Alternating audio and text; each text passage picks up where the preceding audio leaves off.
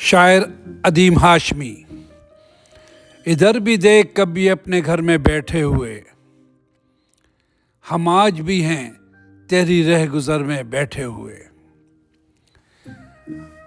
अजीब शक्लें बनाती रही है तन्हाई, अजीब शक्लें बनाती रही है तन्हाई। मैं डर गया था खुद अपने ही घर में बैठे हुए। खुली है आंख मगर नींद टूटती ही नहीं, खुली है आंख मगर नींद टूटती ही नहीं।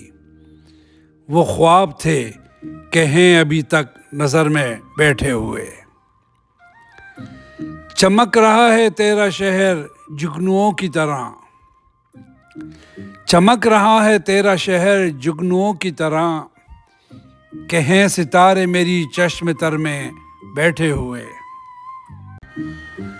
बिछड़ के तुझसे न देखा गया किसी का मिलाप, बिछड़ के तुझसे न देखा गया किसी का मिलाप।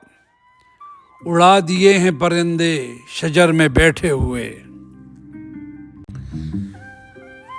छुपा हुआ हूँ कि सब शुगल पूछते हैं मेरा, छुपा हुआ हूँ कि सब शुगल पूछते हैं मेरा। वगरना कटता है कब वक्त